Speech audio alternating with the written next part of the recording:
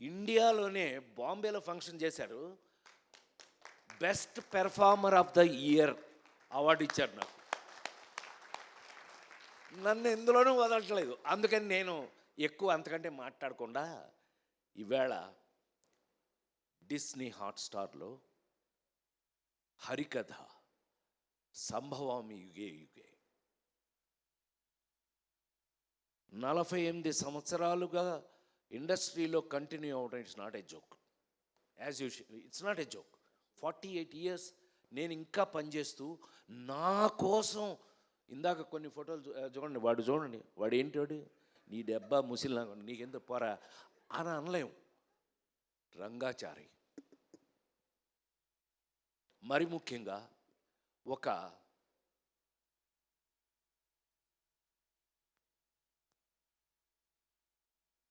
నాకున్న అదృష్టం అనే అనాలి. ఎందుకంటే ఆ నలుగురు సినిమా అప్పుడు ఒక మాట చెప్పాను నేను, నాకన్నా నాకు వచ్చిన అవకాశం గొప్పది. నేను గొప్పవాడిని కాదు, నాకు వచ్చిన అవకాశం గొప్పది. అది భగవంతుడిచ్చేది. మా రచయిత గారు చెప్పారు చక్కగా ఎలా ఐడియా వచ్చింది, ఇది రాజేంద్ర ప్రసాద్ మీద ఎలా ప్లే చేయాలి అని చెప్పి. అది అదృష్టం కేవలం. మీరు నాకు అవకాశం ఇవ్వటం, మ్యాగీ ఇరగదీసేసి దాన్ని డైరెక్ట్ చేసేయటం అన్నీ ఓకే.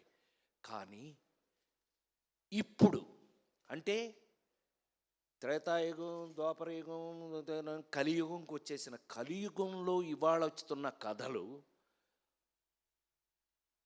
మీరు చూస్తూనే ఉన్నారు కళ్ళ ముందు. నిన్నగా మొన్న చూసాం, ఆడెవడో చందనం దొంగ వాడు హీరో. సరే, హీరోల్లో మీనింగ్లు మారిపోయినాయి. నాకున్న అదృష్టం ఏంటంటే 48 సంవత్సరాలుగా I'm such a different hero. నువ్వు చెప్తుంటావు కదా, నాకు చిన్న ఫ్యాన్లేండి, చెప్తుంటావు కదా, అదేలే పెద్ద ఫ్యానేలే. సమాజంలో మన చుట్టూ ఉన్నటువంటి ఏమండి లేడీ స్టైల్ రాడు హీరోనా, సన్నాసి అప్పులప్పారావు హీరోనా, పేకాటి పాపారావు హీరోనా, ఏ పిల్లోడు దొంగ వాడు హీరోనా. కానీ సమాజంలో మన చుట్టూ మనతో పాటు మన పక్కనే ఉన్న క్యారెక్టర్స్ని తీసుకుని హీరోగా నటించి ఇంతకాలం మీ ముందున్న నేను ఈ రోజున హరికథ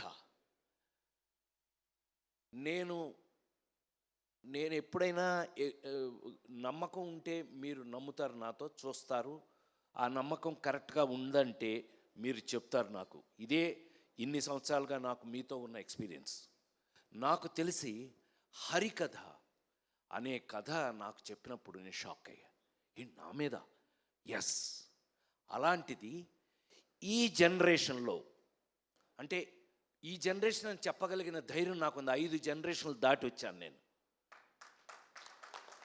5 జనరేషన్స్ దాటి వచ్చాను. శ్రీరామ్, రామారావు, నాగేశ్వరరావు ఒక జనరేషను, కృష్ణన్నయ్య, సోన్బాబు అన్నయ్య వాళ్ళది ఒక జనరేషను, చిరంజీవి, నేను, మేము ఒక జనరేషను, మహేష్ బాబు, జూనియర్ ఎన్టీఆర్, అల్లు అర్జున్ ఒక జనరేషను.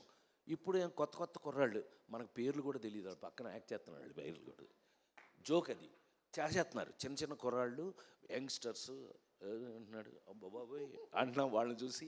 అయినా 5 జనరేషన్లు దాటి వచ్చిన వ్యక్తిగా నా అదృష్టం లేదు. యాక్టర్గా నేను పనికొస్తానని నాకు మా వాళ్ళు రాస్తున్న క్యారెక్టరైజేషన్స్ కానీ ఏదైనా కానీ వీళ్ళతో పాటు కలిసి యాక్ట్ చేస్తుంటే ఇంకా ఫ్రెష్గా ఉండటం గొప్ప విషయం. అయితే అతి ఆశ్చర్యమైన విషయం ఏంటంటే హరికథ సినిమాలో ఎప్పుడో ఎన్టీ రామారావు గారు, నాగేశ్వరరావు గారు వాళ్ళు యాక్ట్ చేసిన కథ తీసుకొచ్చి ఇవాళ రాజేంద్ర ప్రసాద్ అనే నాకు తీసుకొచ్చి తగిలించడం ఇది నాట్ ఏ జోక్.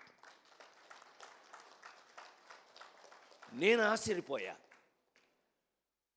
నా అదృష్టం ఏంటంటే నాతో పాటు ఈ సినిమాలో ఒక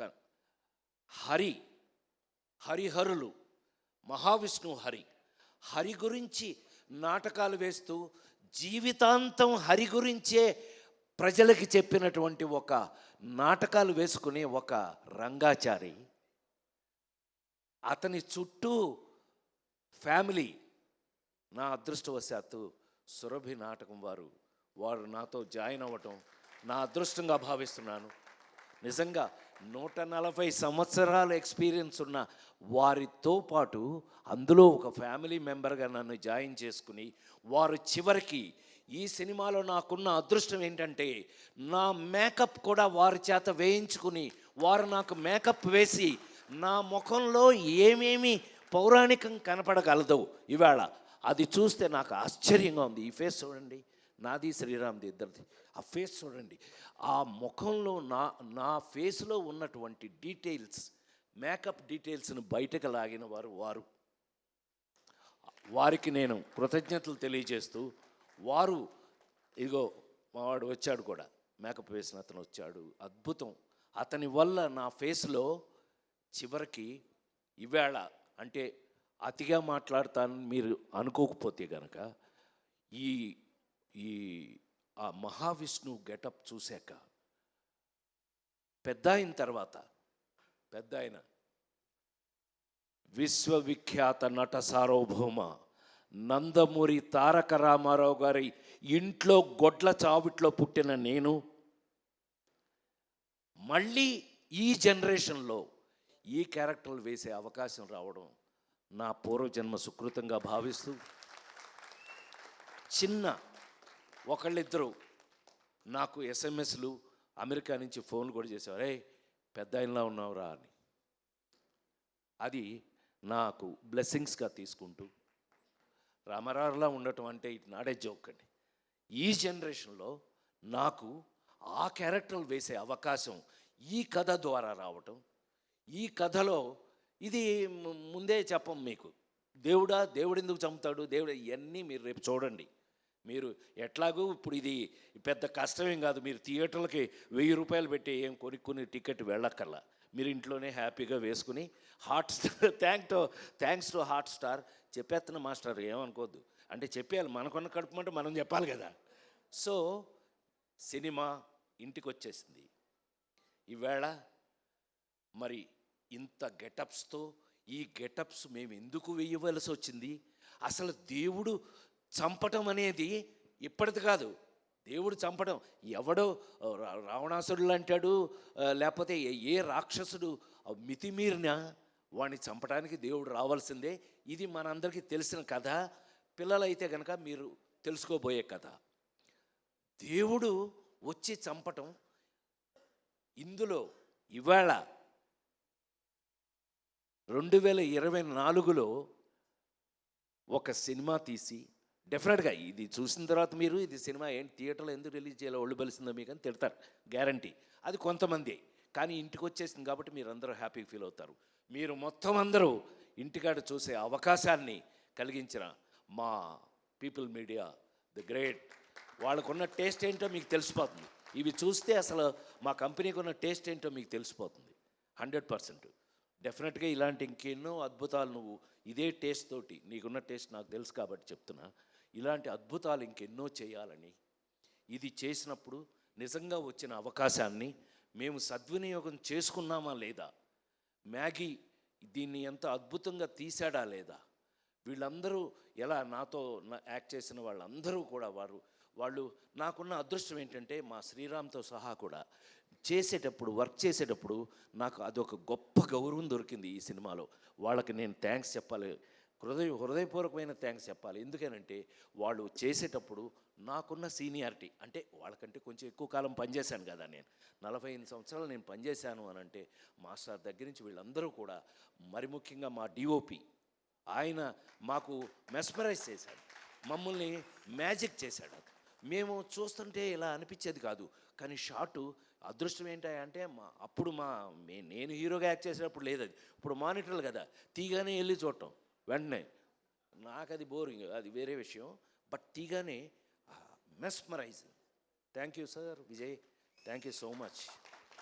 ఇది అంటే కొంచెం ఎక్కువ మాట్లాడానేమో ఇవాళ, అయినా 100% నేను గుండె మీద చేసుకుని 48 సంవత్సరాలు ఇంకా బాగా పనిచేస్తాను, నేను ఇంకా చాలా కాలం పనిచేస్తాను, మీరు భరించాలి, నన్ను తప్పదు.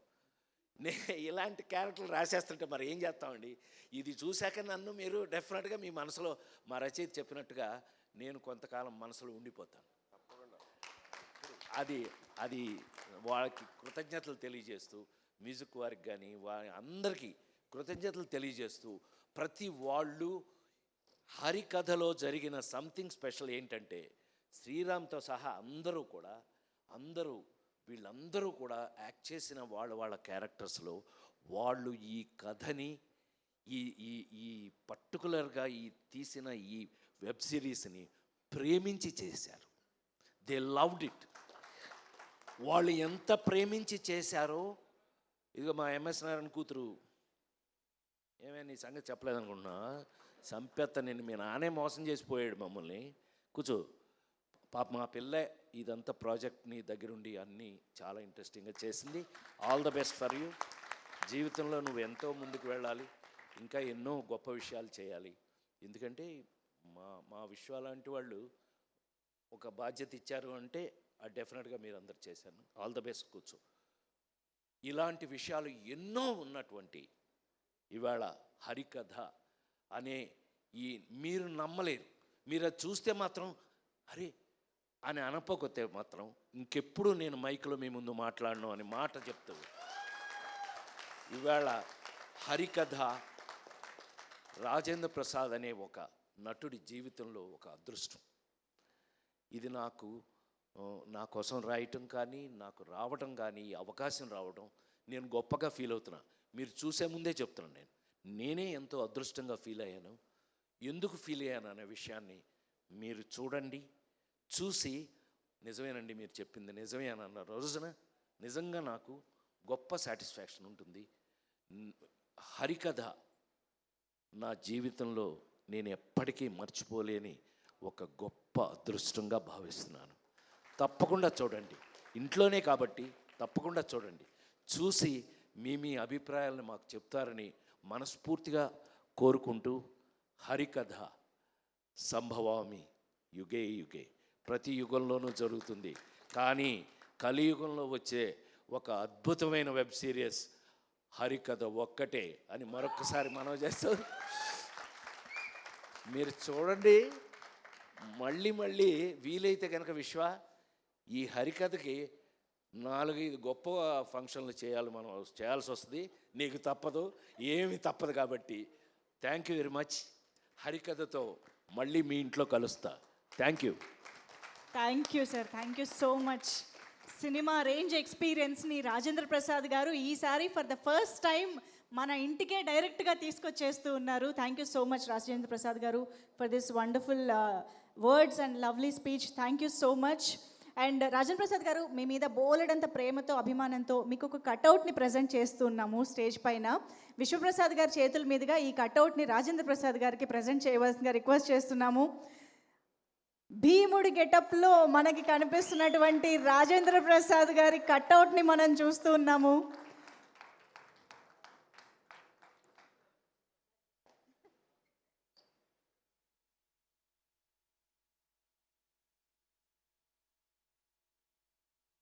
వావ్.